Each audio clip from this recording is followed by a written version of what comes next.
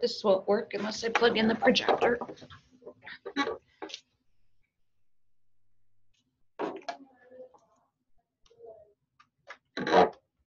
Good morning, everyone.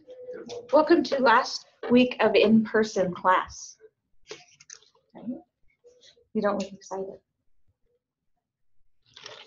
I'm kind of excited. It snuck up on me, but I'm kind of excited.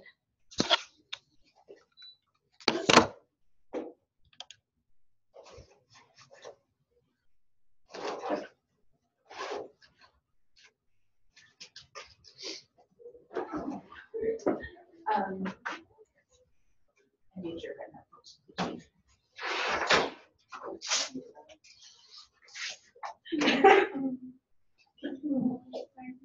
Your interactive notebook.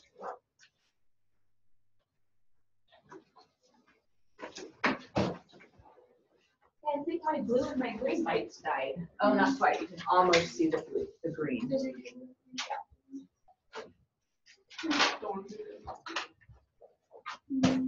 The reproductive ones. Yeah, we worked on them.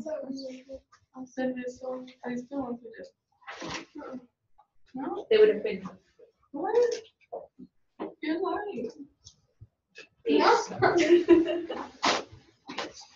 With the penises and the uteri. Well, and I think I gave you gray or green paper. I don't have them with me, Chantal. What'd you do with them? They're with my laptop. Oh, Lord. I am not having a great morning. It feels like a Monday, doesn't it? I'm going for columns later. I think. Can I bring them in? Yes, please. If I Yes. use them?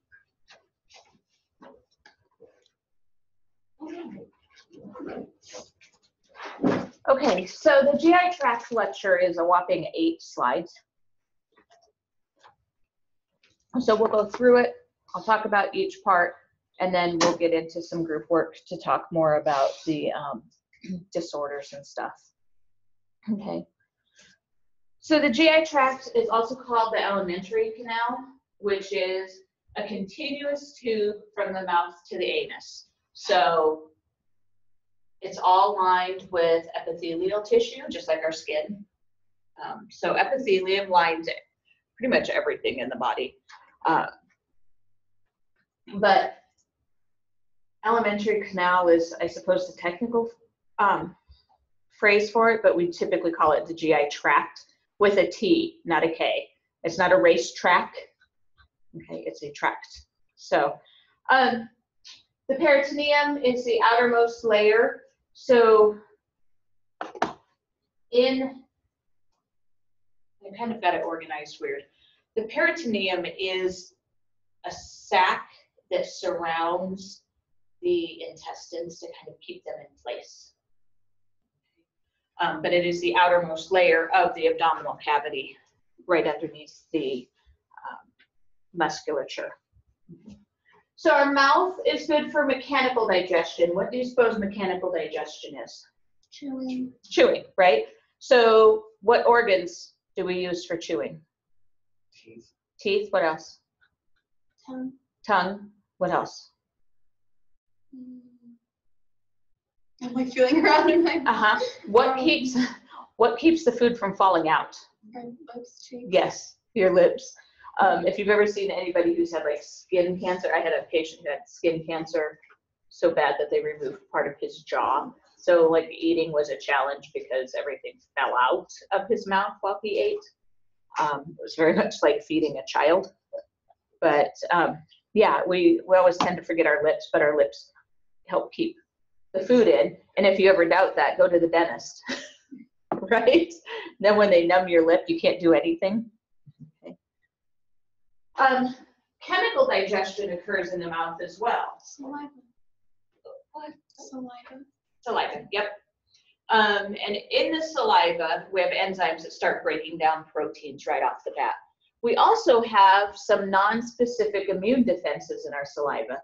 So I like to call it Mommy 409. My kids were super excited about that. You know, you do this. when you clean off your kids, there are actually enzymes in there that are protective enzymes. Okay.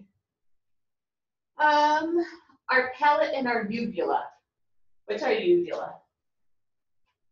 A little punching bag.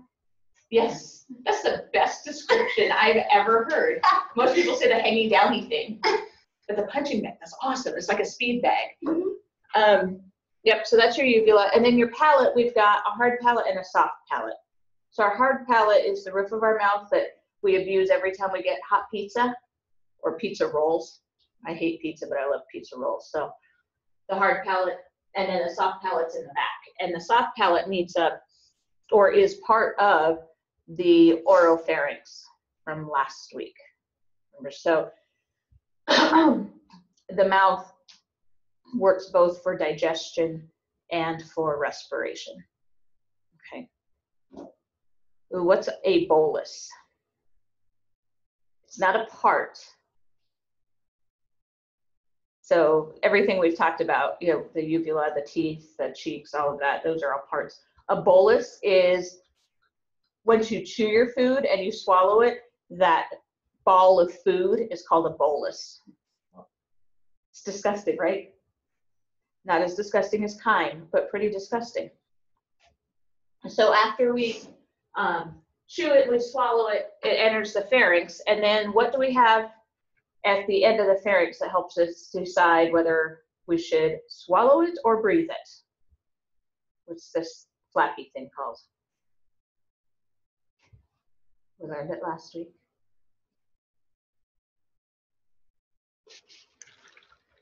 The what? The epiglottis. Oh, that's what I was thinking. So the epiglottis says, oh, it's food, it has to go to the stomach, or oh, it's air, it has to go to the lungs. Can we confuse the epiglottis? Yeah, and that's usually when we inhale something we shouldn't or choke on something. So when they say like, oh, it went down the wrong tube. They are actually correct. Yeah. Yeah. So the esophagus has, the esophagus is the only part of the digestive tract that has 0 digestive properties. Okay. It does nothing but transport food. So our mouth has digestive properties. We're starting to chew things up and mix in our chemicals to start breaking stuff down. But the esophagus is simply a tube from the mouth to the stomach. That's it. It has 0 digestive properties. Everything else in the GI tract, you know, is working towards something. This one just is transporting. The esophageal, That's one of my favorite words. esophageal, just because it's fun to say. So the esophageal hiatus is where the esophagus, well, remember we've got our diaphragm from our breathing thing last week? Breathing thing. I words really well today. From our respiratory system last week, there we go. We have our diaphragm, and it's one flat muscle. But there have to be holes in it for, you know, things like the esophagus to go through. And that the hole in the diaphragm is called your esophageal hiatus. It's just a hole that the diaphragm feeds through so that we can, or that the esophagus feeds through so that we can get to the stomach. And then the cardiac sphincter is this thing right here. Okay, it's also called the lower esophageal sphincter. Why do you suppose we call it the cardiac sphincter, which is not a super accurate term? Because of the muscle that is Hmm? the muscle it's made out of? No, but that's a really good guess. It's because it's right near where the heart is, but mostly when that fails, we get heartburn. Okay, so it's more commonly, or more accurately called the lower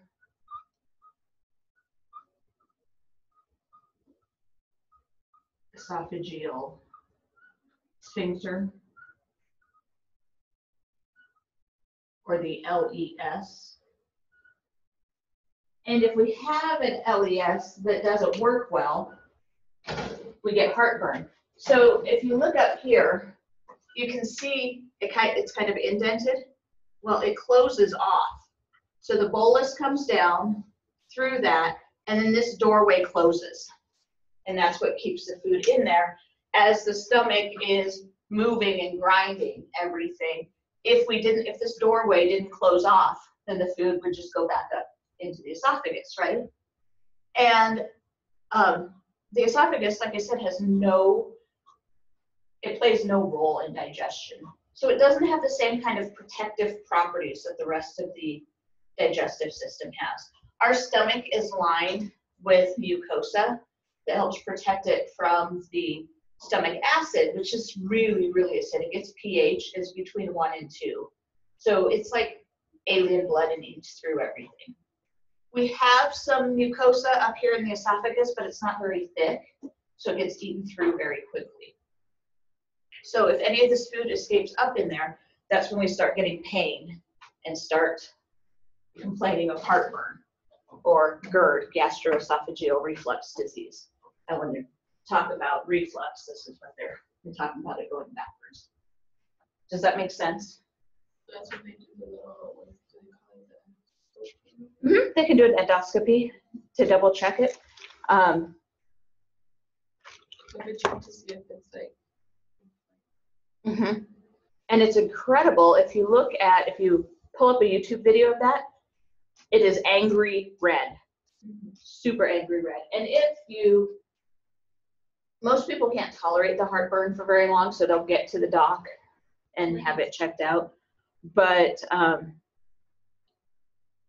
it's super uncomfortable. However, if we don't get that under control, we can actually end up with holes in our esophagus called esophageal varices. That's not on here, but I'm going to put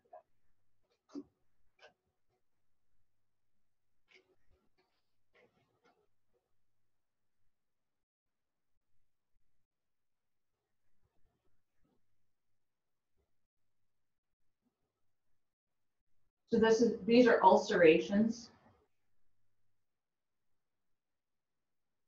along the esophagus. The problem is that because there's no protective or very little protective tissue, that the acid from the stomach can eat through and start bleeding, and people can die from esophageal varices.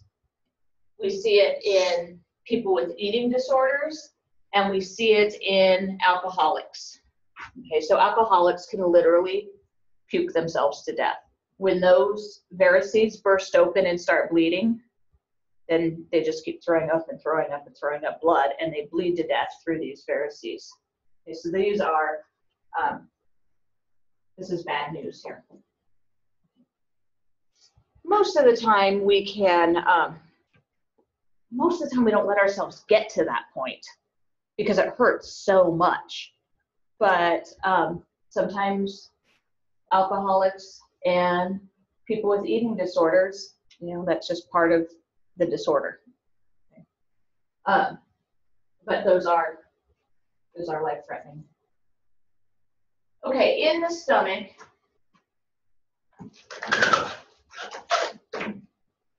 we have the fundus. Where else did we see the fundus last week? Uterus. Yep, uterus has a fundus too. So with the fundus up here, which is just the top, just like in the uterus, it's just the top of the uterus. And then we've got the body.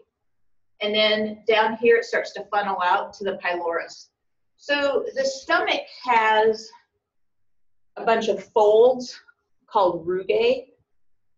And within those folds, the stomach can expand, or just like elastic, if you look at a piece of elastic, if you pull it, it gets bigger. If you let it relax, you can see the folds in it.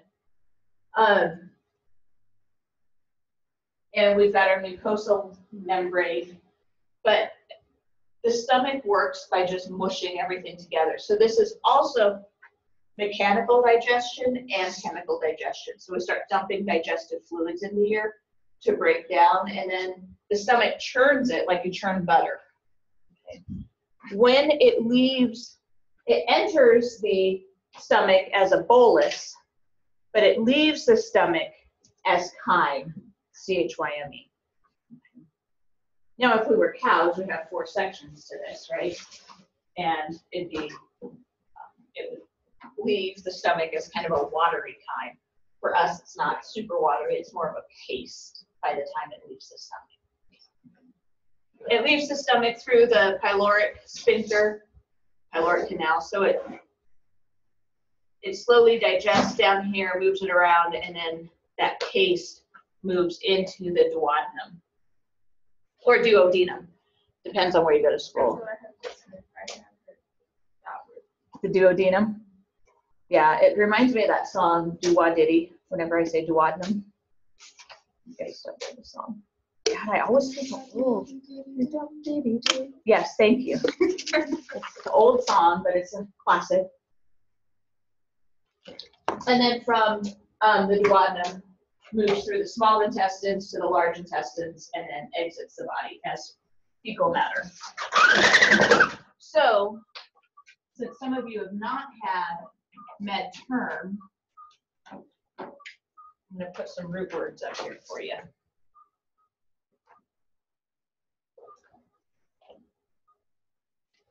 Okay, the root word for stomach is gastro.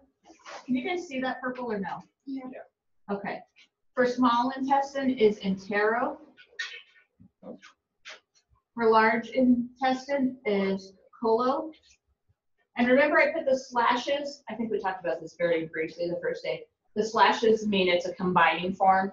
So the root word is actually G-A-S-T-R. But we hardly ever talk in root words, we talk in combining forms most of the time. And then recto or anal. So what would gastroenteritis be? And gastroenteritis. So anytime you get food poisoning that gives you the pukes, it's usually gastroenteritis. But how many times have we had food poisoning that starts as the pukes and then moves to the diarrhea? Then now we've got some colitis stuff going on.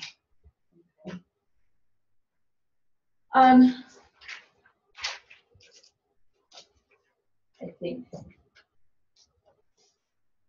good on there.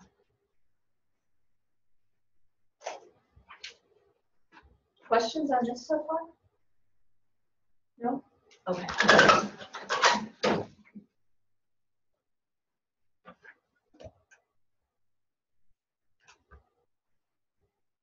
So mouth, esophagus, stomach, small intestine, large intestine, colon, that's all part of the tube work, right?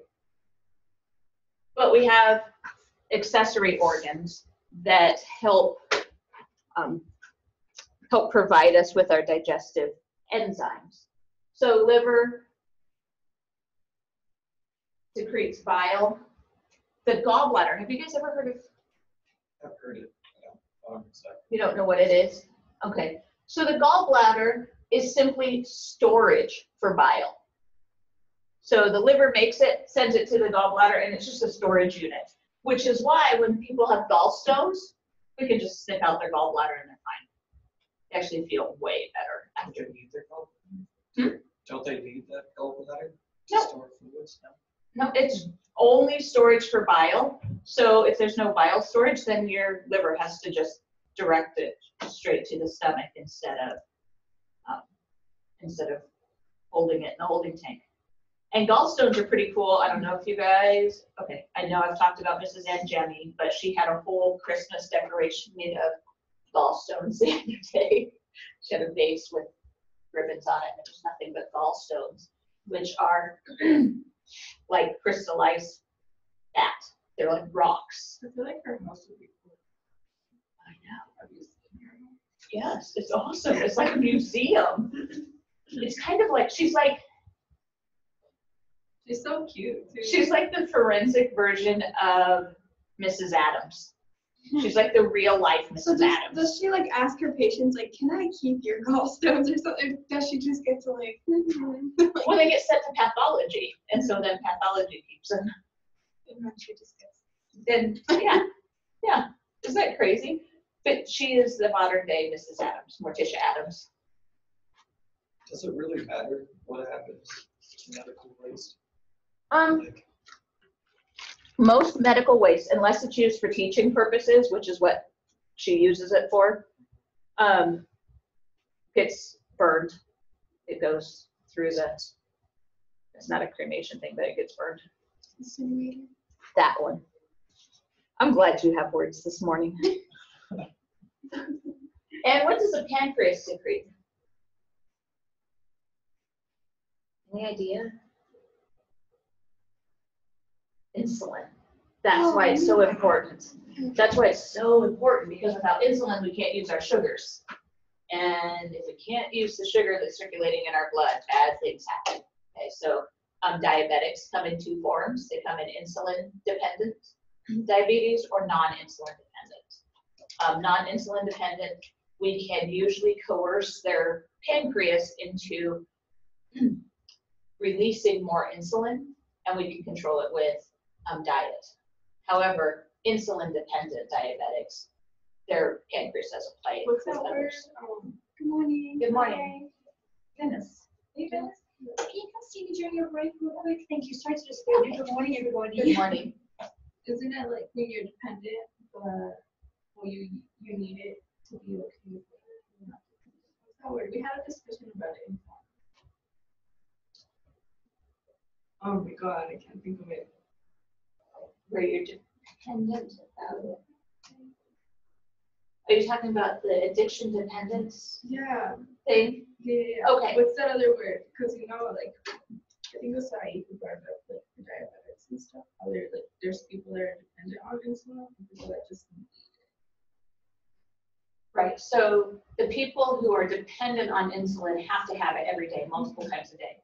And then there are others, like with gestational diabetes, sometimes they just need it for the time that they're pregnant and then they go off.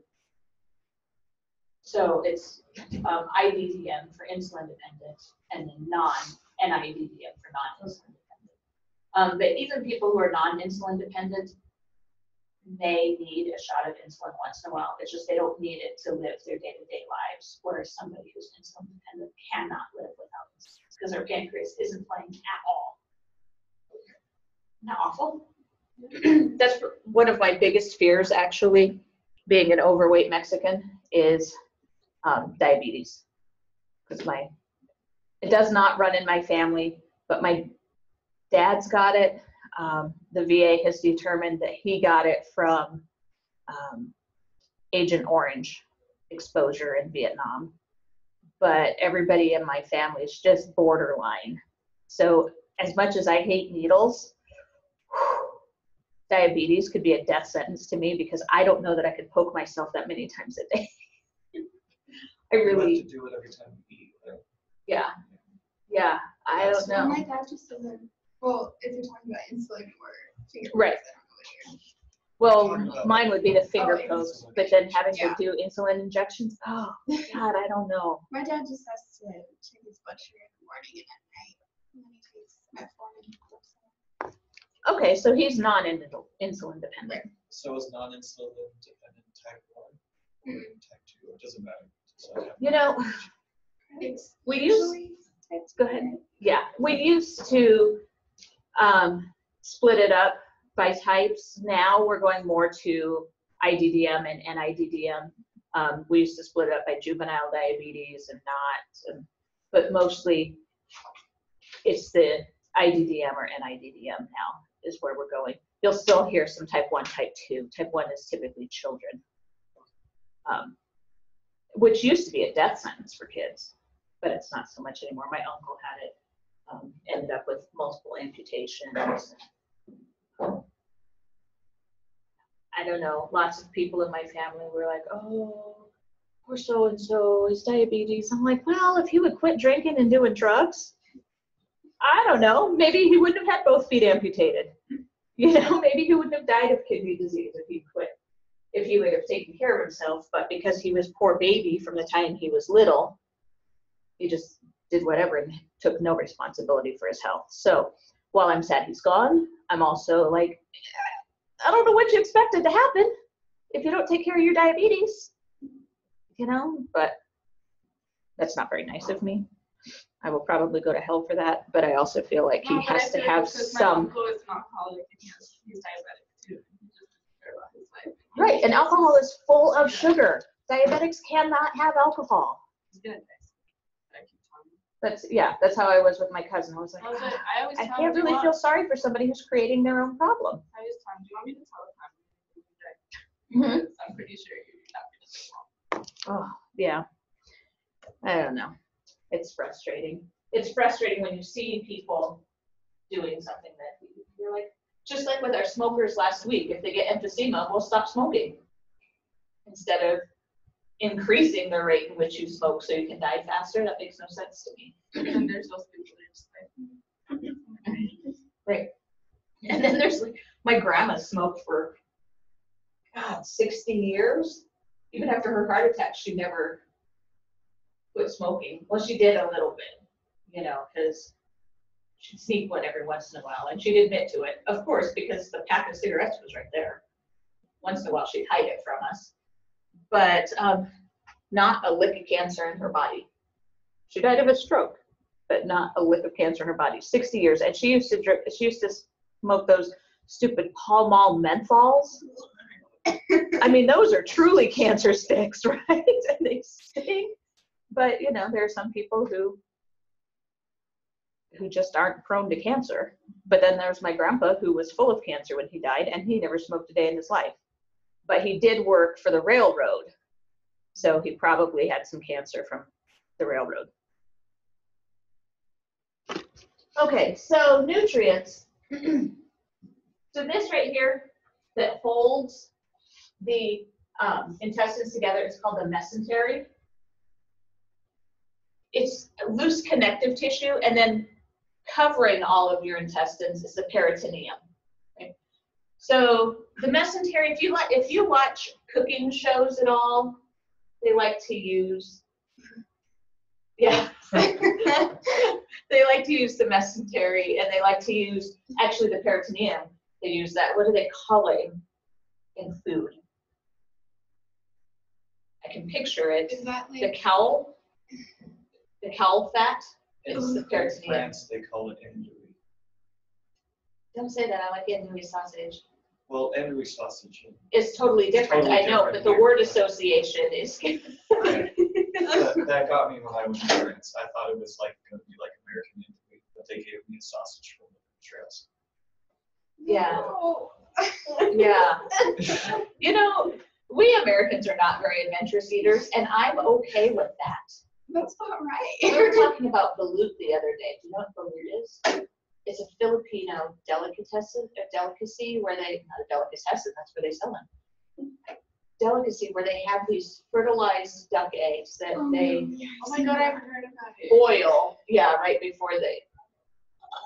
So fertilized, so like there's like. So there's an actual duck That's crazy. in the egg, and then they boil it and they eat it. So they're hard boiled eggs. I tried everything once. That's Yeah, my rule.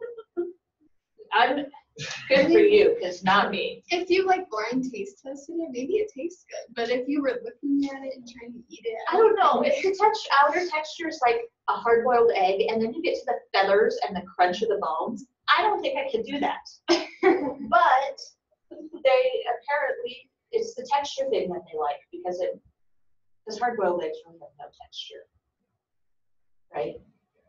So The French andouille was good despite it being stuck in the trails. Right. It was okay. do you eat blood sausage too? Or would you eat blood I sausage? haven't had any blood sausage yet. Haggis. Oh, I would have to go to England for haggis and like the black pudding. Ugh. Yeah. nope. I love living in the U.S., where the strangest thing we eat are Rocky Mountain oysters. Well, my mom, she believes, and I went up there. Oh, that's right. I forgot she was from Belize. And we would go like iguana hunting to take their eggs and eat them. What's wrong with you people? Did you eat one? Were they any good? I did. They tasted like, I don't know. They're not that bad, but I don't think I would. Do you think they were ick because you knew there were iguana eggs? I think that's part of me is that I get the brain. Right. Yeah, that's why I'm thinking a blind taste test of these weird things you might actually like it, and then you figure out what it is. I feel like Yeah. if somebody gave it to me and not tell me what it is until after, Then you could probably eat it. Yeah. Okay, I get that. And I'm sorry we digressed from the mesentery to Food Network and everything else, but they do use this a lot in cooking. So our nutrients have to include carbs, proteins, lipids, vitamins, minerals.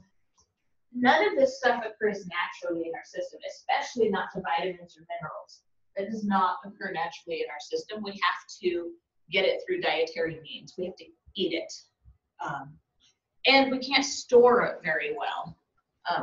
Frankly, vitamins and minerals, we don't want to store a whole lot. Well, things like calcium and magnesium we do, but if we store too much, then we end up with things like kidney stones and gout, and we don't want any of that. So getting it through our diet and then eliminating any excess is really what we need for that.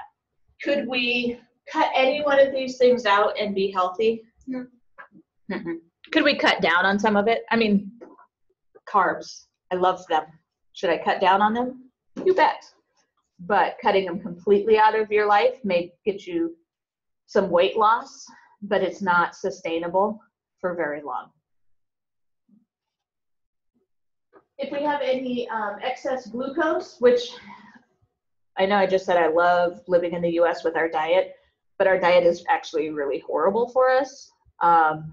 And we eat a lot of things with sugar that is stored as glycogen. Lipids are the fats, the triglycerides. So when somebody has their cholesterol checked, we check for their HDL, their LDL, and their triglycerides. So the HDL is high density lipoproteins. Oh, nice.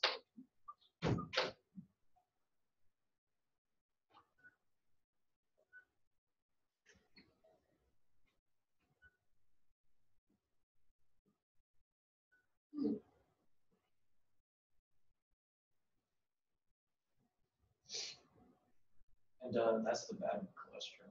Nope, this one's the good one. So think of H. We want this high. H for healthy. And it is our helper or healthy cholesterol. And then we've got our LDL, which is our low density lipoprotein. And if we break the word down, if we break lipoprotein down, it just means fat protein. Okay, so this one we want low. And this is our bad cholesterol. L for life. As long as it works. Get yourself fixed. Okay, so we want our HDLs higher than 40, and we want our LDLs lower than 130.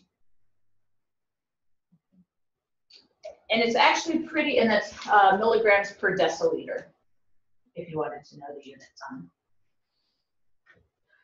It's pretty easy to manipulate our HDL by increasing exercise and increasing omega-3 fatty acids, which I hate fish, so I will exercise. I'm not eating fish. And you can increase that HDL. I've seen people increase it with just an extra half hour of exercise a week. The LDLs, we try to balance with the HDLs, but diet and exercise is almost always the first thing doctors will go to when we have somebody with high cholesterol. Okay. And then triglycerides are another type of fat, and triglycerides are, you can decrease your triglycerides by decreasing your carbohydrates. So like breads over time will increase your triglycerides, but depending on what you ate before you had your blood draw can also do this. Things like Guinness, which is just liquid beer and nasty at that, but Guinness can raise your cholesterol for up to 3 days after you have one because it's so high in nastiness. Guinness is not my friend, but we can have an increase in all of these just based on our diet. So those are our cholesterols, which are just a type of fat, but we have to have them because we have to have them for our immune system. Can I erase this? Okay.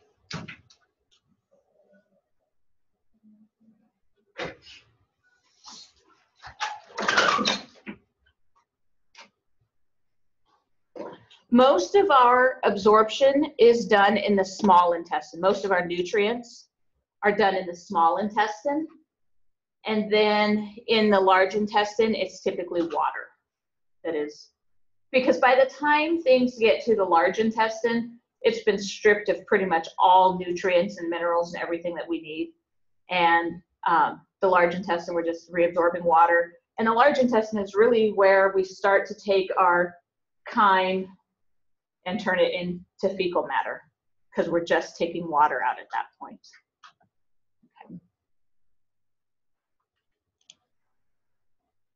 Okay, we're going to talk, actually, you guys are going to do a, you're going to do a project around this. So I'm going to turn off the overhead and I'm going to make my very nice stick figure drawing of the digestive tract real quick. Some of your lights went out. The blues and the greens are burning out. If you get up close, you can see the blue, but it's just super faint. Yeah, I can't. Well, I guess it's the green. I can almost see. The green is kind of glowing, but blue is dead. That's sad. Okay. So in our GI tract, we have, of course, our mouth and our esophagus. That's pretty simple, right? And then we've got our stomach. And this sphincter, this doorway is the LES, right? And then the stomach goes to the duodenum, which is part of the small intestine.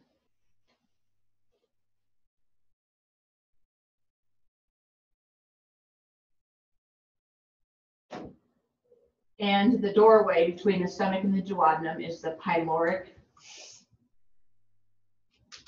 sphincter.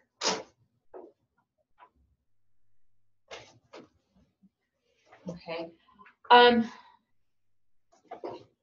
Go ahead and pull up. Glynis, just partner with somebody who has a computer, or look over Rowan's shoulder. Okay.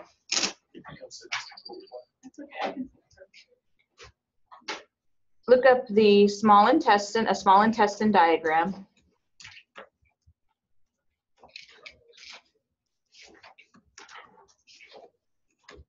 I meant to put one. I meant to put one in the shell and I didn't, but I'll try to remember to do that today. So we've got the duodenum and the jejunum, which sounds to me like jujubes. and then the ileum. Those are all part of the small intestine. Do not get this ileum confused with, what else? What's the other ileum? Remember that from Anatomy 1? Nope. So the other ileum is in your pelvis, and that's I-L-I-U-M. This is I-L-E-U-M. And you remember that this is kind of a roundabout way to remember it, but E for intero. Okay, so ileum with an E is this, the small intestine ileum. Ileum with an I is the hip bone ileum. Make sense? Okay, so we've got mouth, esophagus, the LES, the stomach, the pyloric sphincter, the duodenum, jejunum, ileum, and then we've got the large intestine, which has our, what's that, the little hangy downy thing between the small intestine and the large intestine? What's that little hangy downy thing? It ruptures all the time and makes surgeons lots of money. No. Yeah, the appendix.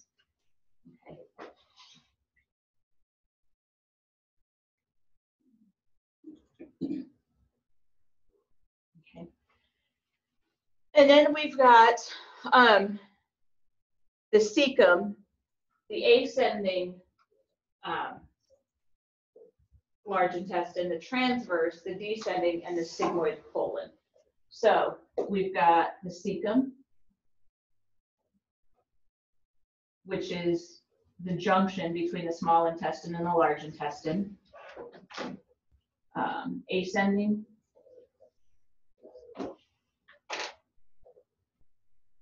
colon, transverse,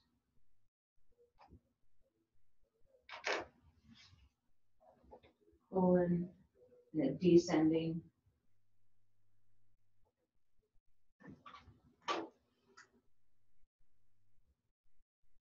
So we go here, here, here, and then we go to the sigmoid.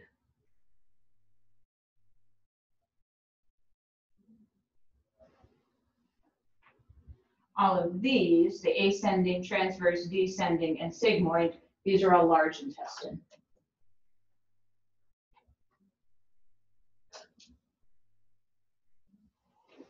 So we've got our small intestine, our large intestine, and then the cecum is the transition between the two. And then from the sigmoid colon, we have the rectum. And I ran out of room down here, so just know after the sigmoid colon is the rectum. So the ascending colon comes up patient's right side. And it's not working because it won't go on.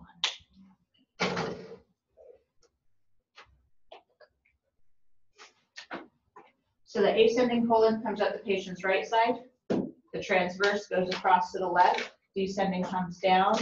And then we have this little S curve. That's our sigmoid.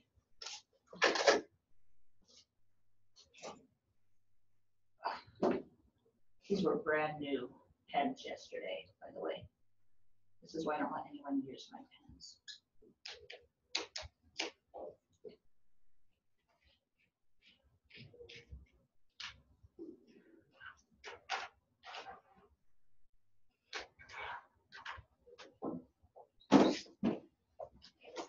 And then within here is all small intestine.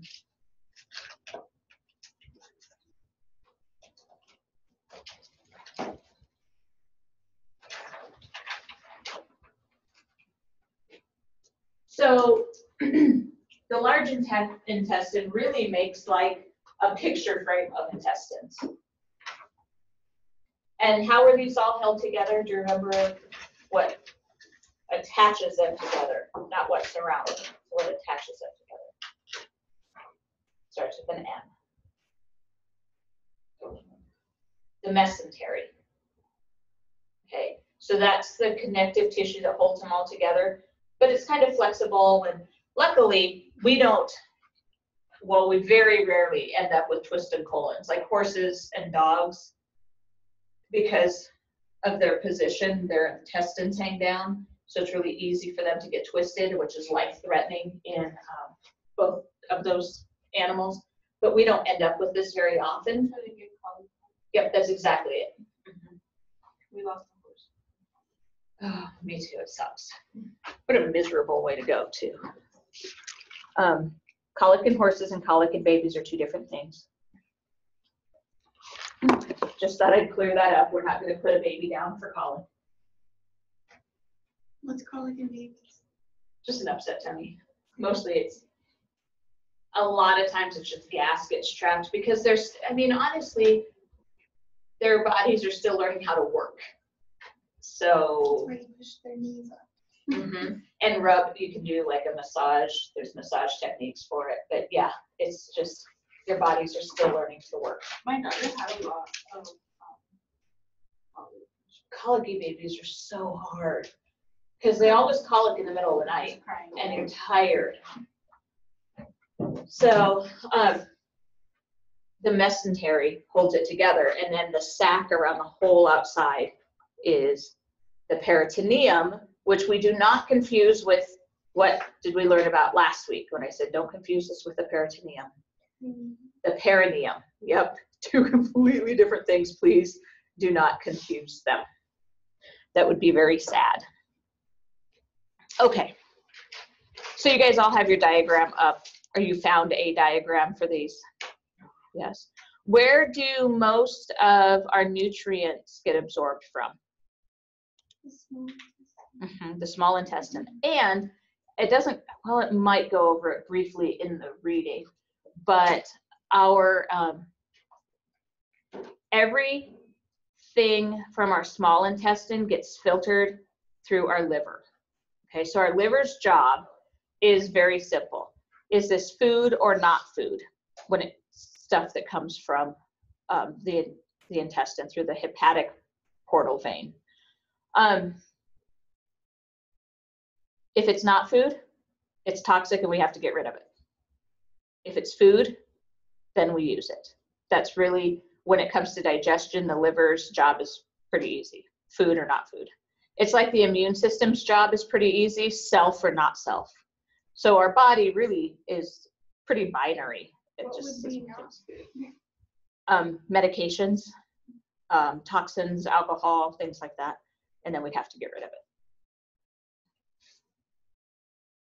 All right, so I want you guys to, I need you to partner up, but we have an odd number, so I suppose I could have one group of 3 and one group of 2. Okay, well, all right, so I need one member. Divide your groups, please. Divide your groups. All right, then go do there. And then you guys like my tic-tac-toe group right here.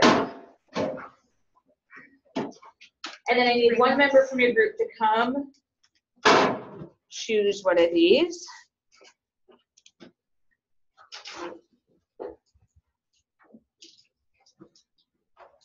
Wait, no, you're. Oh no, you're not. Because you were looking over his shoulder, I thought you were with Rowan. Okay, so I don't know which disorder you guys got, but you will research and make a 5-slide presentation on your disorder. You need, can I erase this now? You guys, yeah, okay.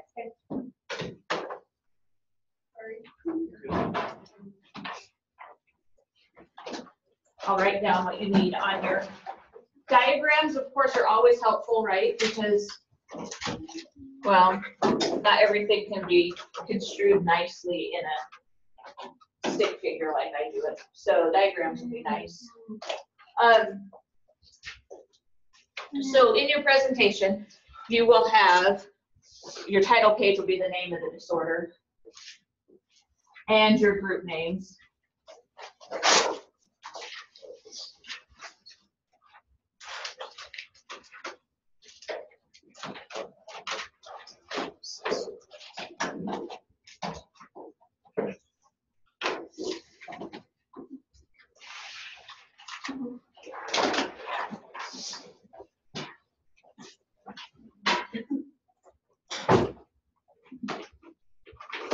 Your second slide is going to have signs and symptoms.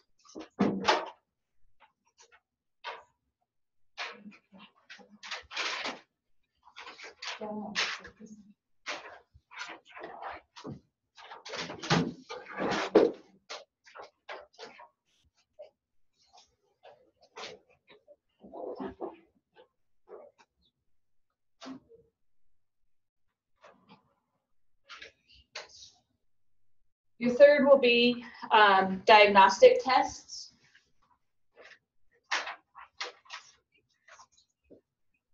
Fourth is treatment and prognosis. And then your last one will be your reference page. And you must have at least 2 references.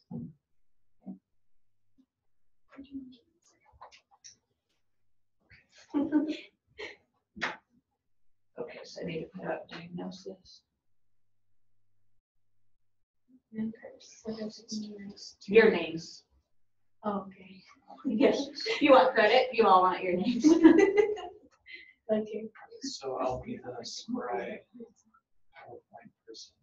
What looks good, what looks can't read. Okay. Kayla, I'm gonna put you on pause for a bit, and I'll start you back up after we're ready.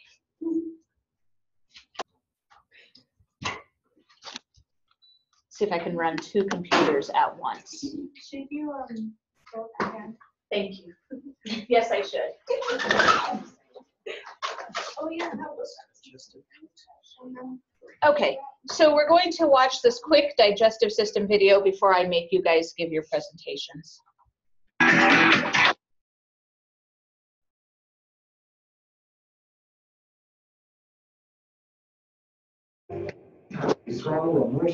You guys see that?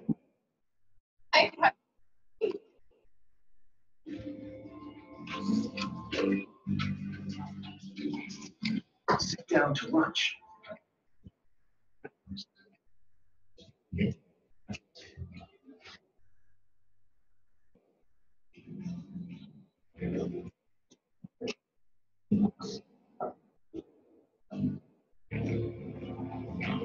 Carbohydrates.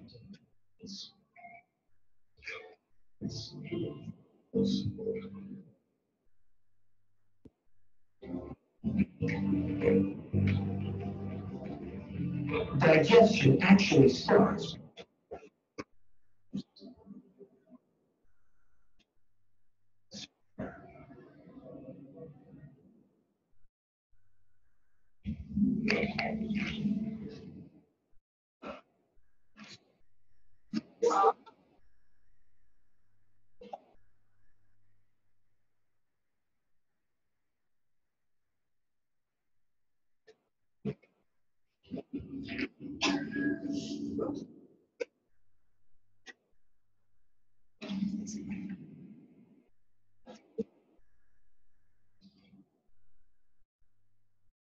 I'd like to speak.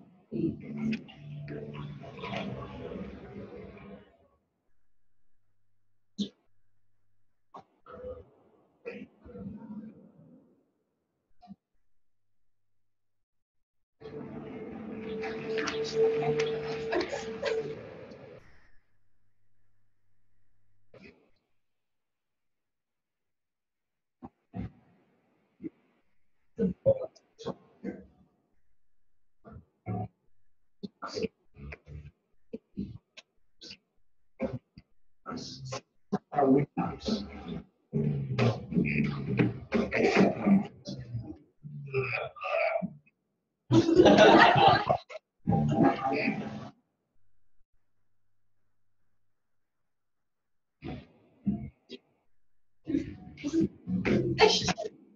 I know the esophagus for about 5 seconds.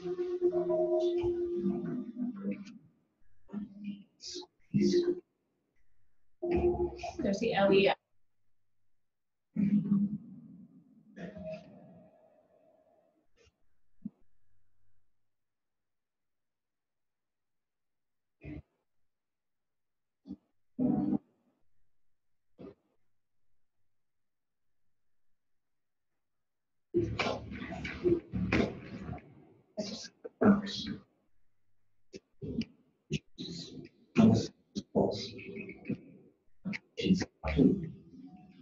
Contraction immaturity to talk.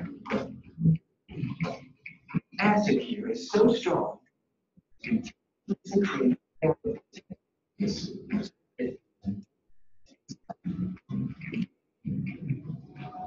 It absorbs very few nutrients though.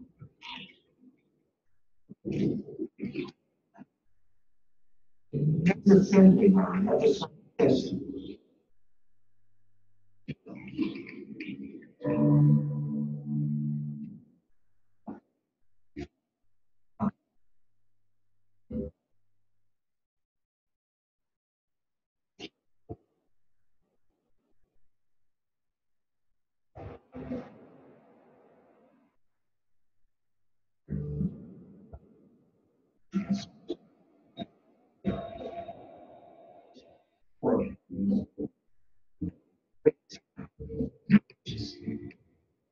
To our cells.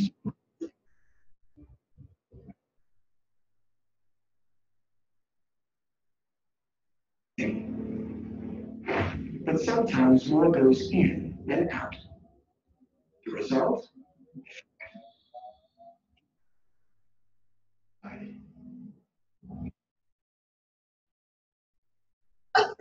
It used to be big in the city.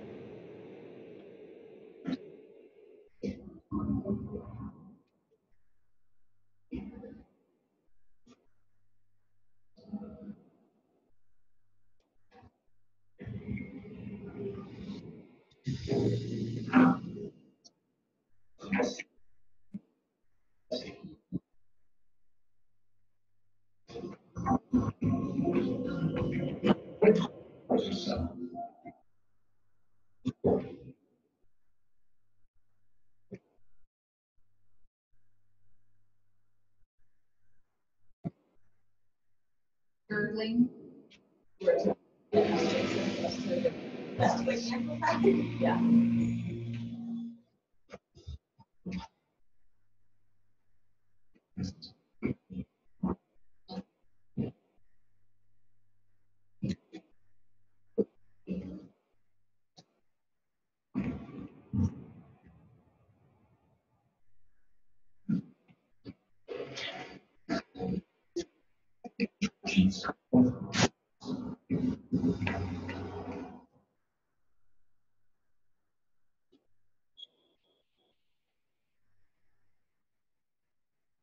Probably don't need the muscle portion of that, right?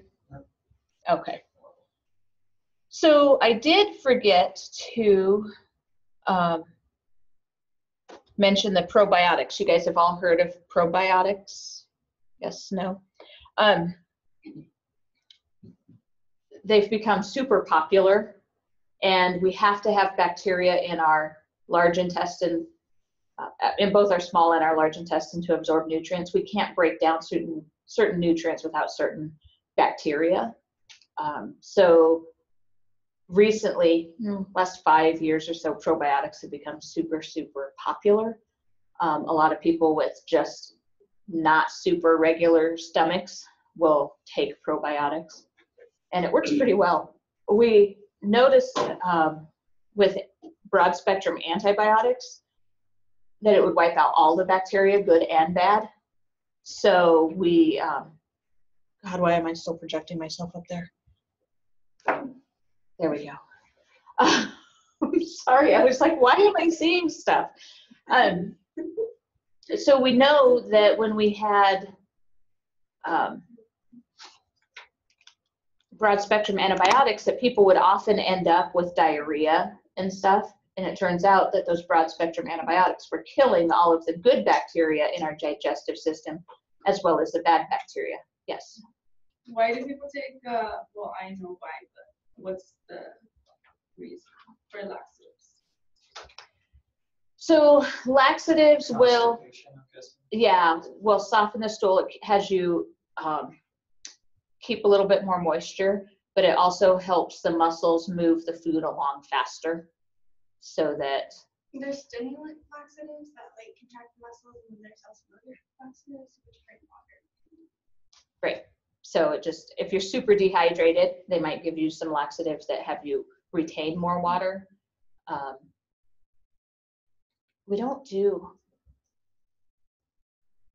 don't see as many people on laxatives unless they are on narcotics, because narcotics will stop you up. So we see people on laxatives for that.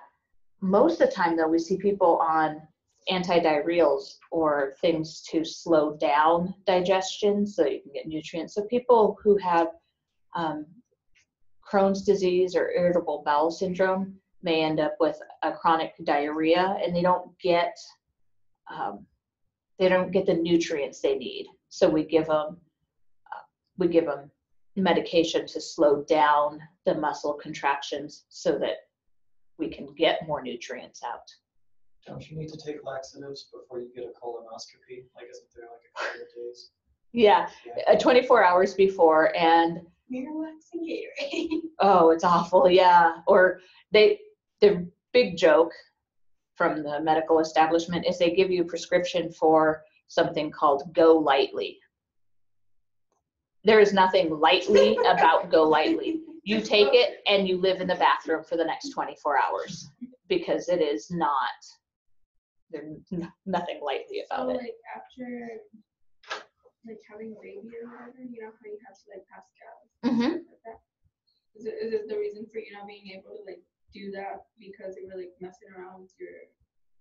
Because yeah, once the baby's gone, you know, when the baby grows, it slowly moves everything out of the way to make room.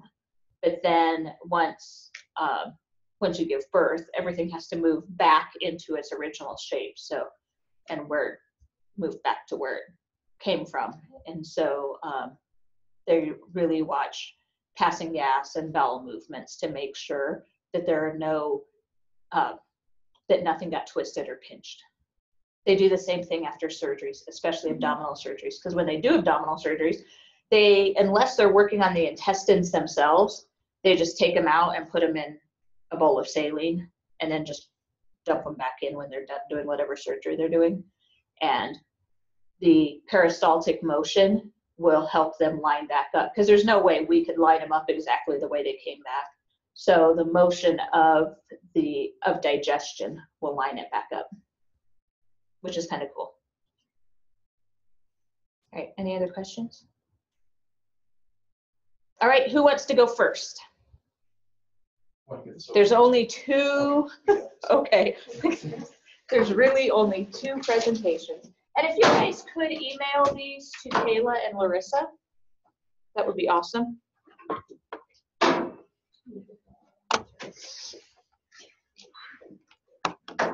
More to reach all the way over, or should I? It might, as long as you don't trip on it. There you go. Maybe you should just put it there. You know, let me put it back around the chair, because I will trip on it. And then F4 to get it to project.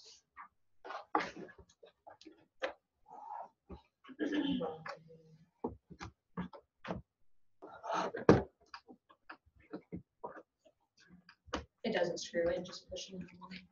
I don't know why they even make them with screws anymore. So F4. My computer isn't powered on yet. It hasn't powered on yet. Jeez.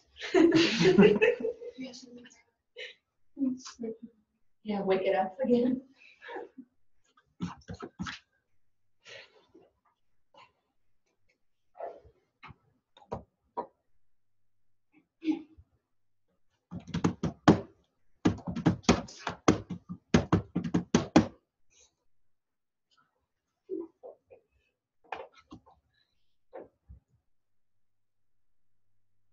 Come on.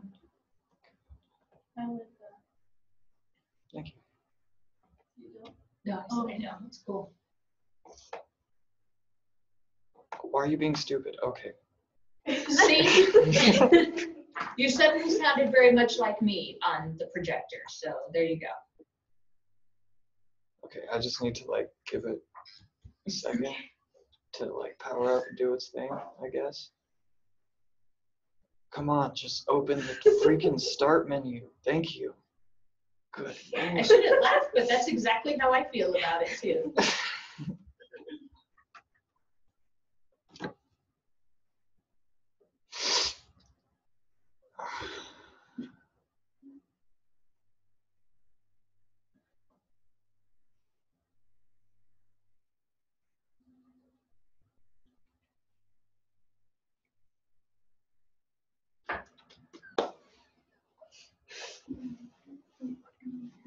We're getting there.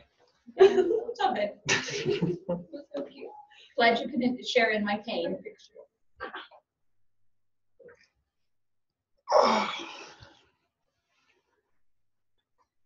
You should have had it ready, really. I should have, you're right. Okay.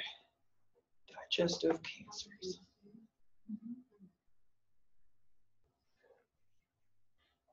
Tomorrow I will record the Zoom sessions for next week.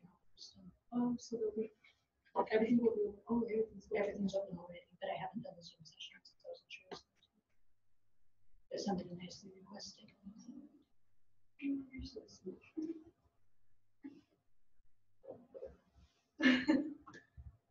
Wow. I don't We'll know just what's take a happening. deep cleansing breath, because if it can go wrong, it will. what's recording? I'm gonna play He's you trying in to my get car. everything. You already know I'm gonna play you in my car everywhere I go. Because she puts it up on YouTube or whatever. I'm just connected to my aux and I'm listening to her teach as I'm driving. Perfect. Just There share we the go. love, everybody. Okay, we're good. Yay. All right, so we're talking about cancer and specifically colorectal, oral, pancreatic, and stomach cancer.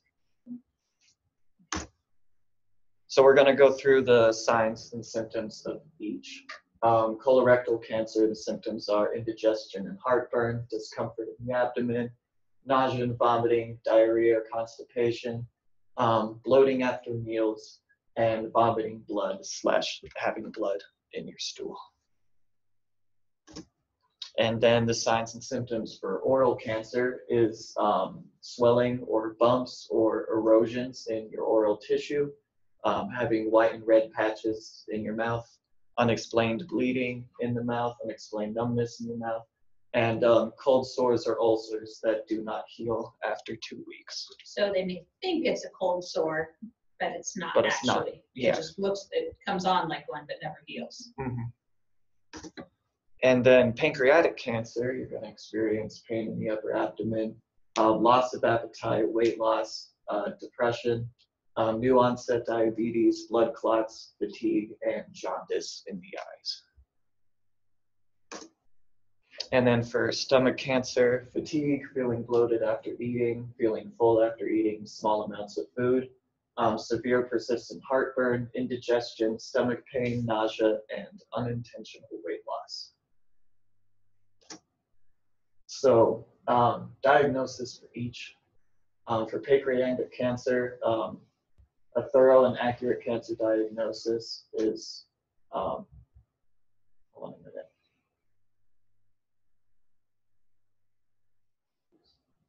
Okay, so they'll basically use imaging and laboratory tests to track the size of the tumors and monitor your response to treatment, and using that they'll monitor your plan when needed.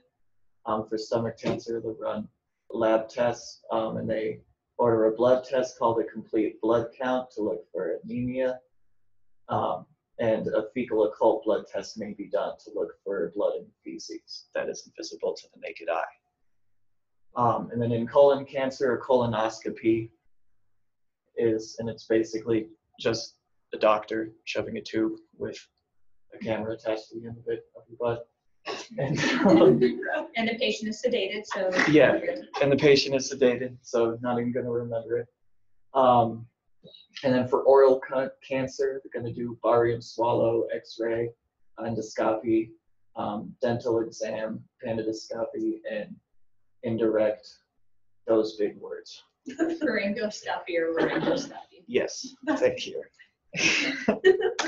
So pancreatic cancer is it super aggressive or does it just seem aggressive because we don't catch it until late? Do you guys, from your research, do you remember? I didn't see anything like that in my research, Sarah. Did you? No, I didn't see anything like that. I think since most people don't even think about like colonoscopies until they're like 40 or 50 years old, and there's no way to really do like a test yourself, like for things like breast cancer, skin cancer, anything like that.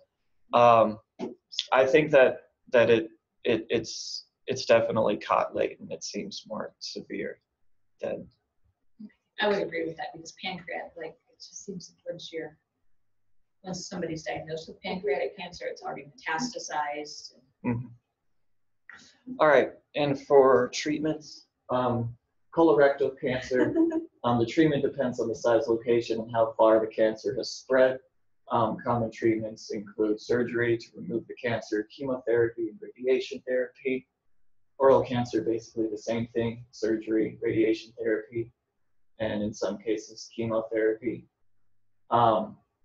Pancreatic cancer, sometimes they surgically remove the pancreas and like usual radiation and chemotherapy.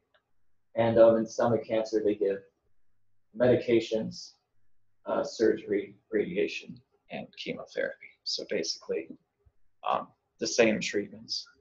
Just focused in different areas. Yeah, just focused in different areas. And then, so these are our citations, and bam, that's the end of the presentation. Yay!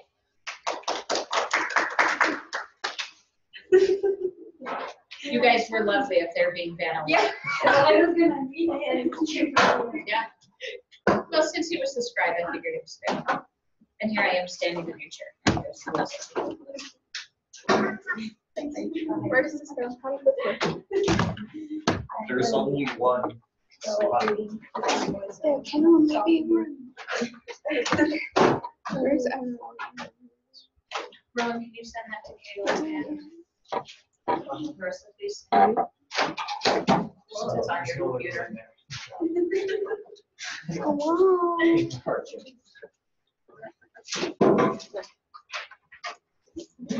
It makes me feel so much better that I'm not the only one that talks to my computer once I go there. Yeah. You guys got appendicitis? No. No wonder you were done so fast. Alrighty. So the signs and symptoms of appendicitis. There are early signs which include loss of appetite and nausea. Abdominal pain is sometimes present in the early stages. And as it progresses, definitely abdominal pain gets worse and vomiting later. The diagnosis is a physical assessment. There will be most likely to be an elevated temperature, rebound tenderness test. Which is where they press they press it and then let go, and then if there's pain. A urinalysis and blood work. We're checking for the white blood cell count. Abdominal X-ray and abdominal ultrasound. The treatment prognosis, appendectomy, removing the appendix.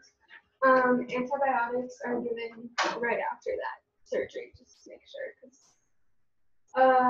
it takes 2 to 4 weeks to recover from the surgery. One thing I saw was 1 to 3 weeks, so it just depends.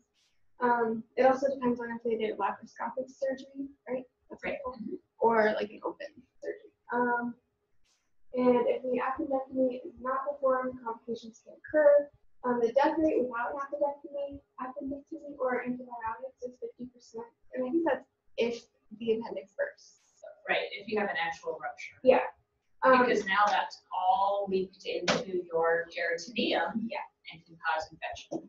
That's on the next. Oh, sorry. A ruptured appendix can happen approximately 36 hours after first symptoms. It can be anywhere from like 20 hours to 72 or something like that. And peritonitis can occur, which is infections go throughout the abdomen. There we go. That's it. Are we all comfortable with appendicitis? Which quadrant of the abdomen do you have pain in? I don't remember what it's called, but the lower right. Yes. What's that called? the lower right. Oh, that's what it's called? Does it have another name? It's an RLQ, right Oh. lower quadrant. I just thought it had another name.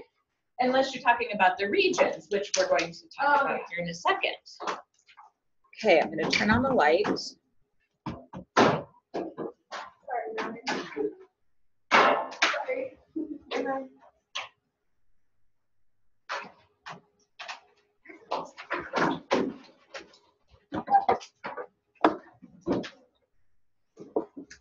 Okay. Now we're to the arts and crafts portion of class. These, you will notice, do not have don't actually have anatomy on there because we're going to change it up a little bit. What you're going to do is you've got two of these. You've got the quadrants and the regions. You will name each region, and then underneath in your flaps. And on this one, I was trying to decide the best way to cut this one, and there's just not one good one other than right up this way and just do it in thirds. And then maybe draw your box underneath instead of having multiple flaps.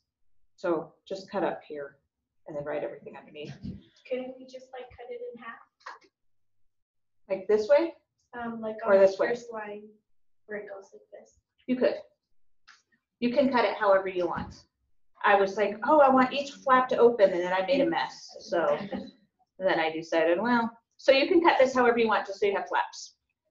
So on the regions, on the front, what you'll do is just name the region, like the epigastric region and the umbilicus, and you'll name each of those.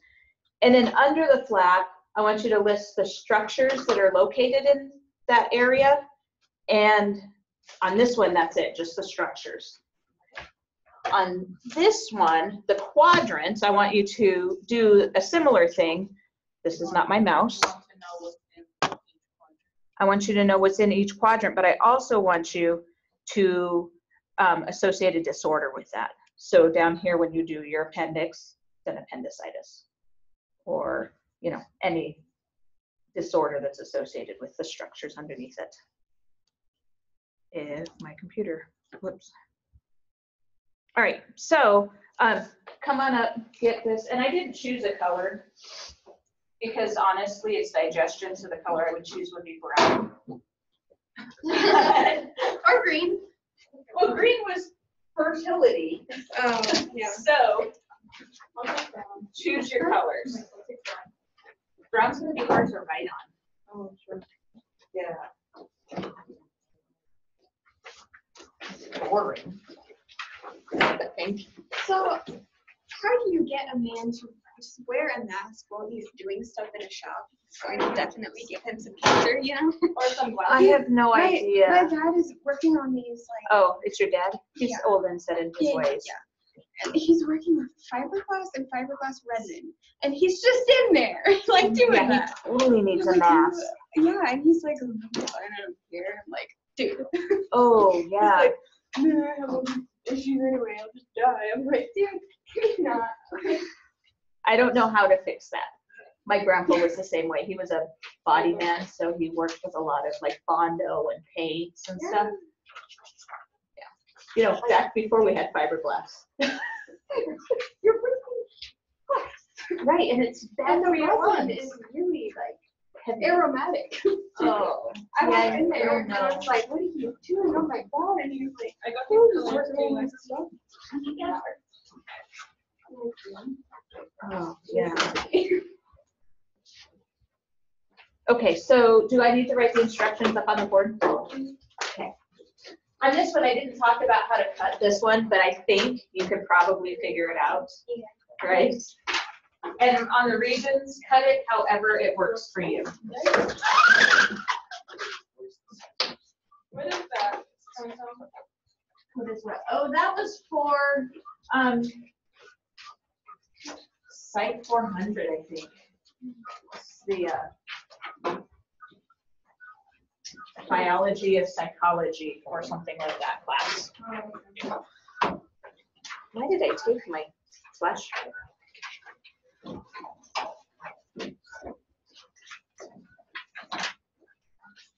Does anyone like to use my scissors? Did you bring your own? Yeah. You're super smart. I gave so many of mine away that that's the only pair I own. Oh. So I need them back, my ambidextrous scissors. Maybe I should give you some of my scissors. My dad has like boxes of. You have are you a crafter or? Well, my dad worked for this company and they give him like some boxes that were like either like broken or something and they have like school supplies. Uh-huh. Oh, cool. So my dad usually gets it for us. So Cool. maybe I could bring you like a whole bag of it. For my craft supplies, that would be awesome.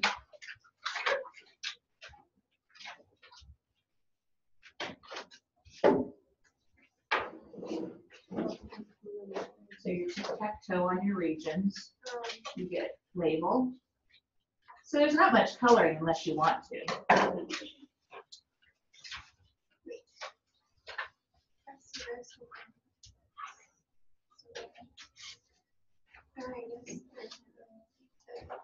Yeah, that's why I was thinking just cut it up in thirds. And then under each flap, associated structures.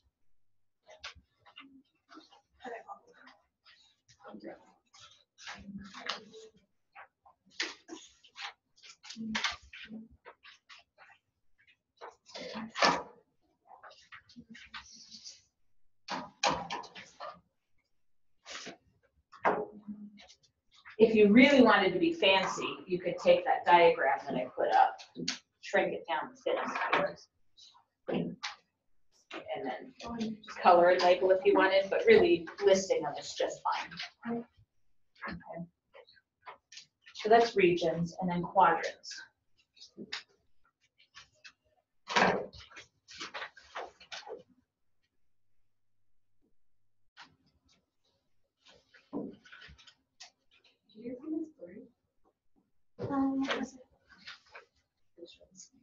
So you'll label each flap with a quadrant.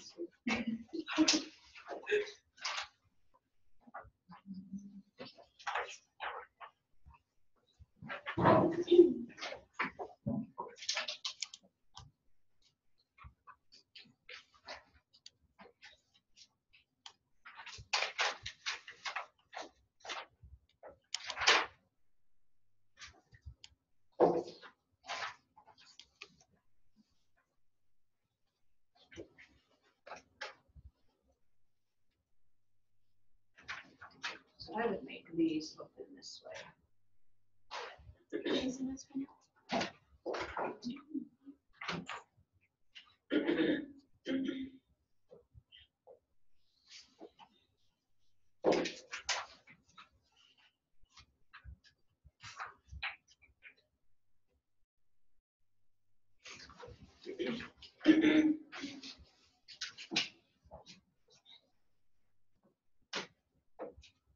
So on your quadrants, under each flap, list the structures and any associated disorders with those structures.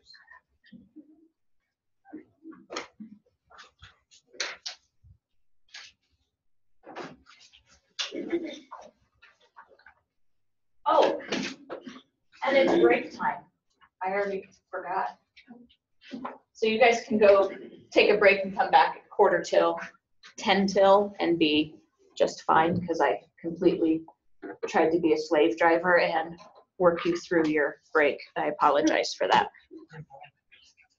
Hmm? I said, oh no. Yeah, oops.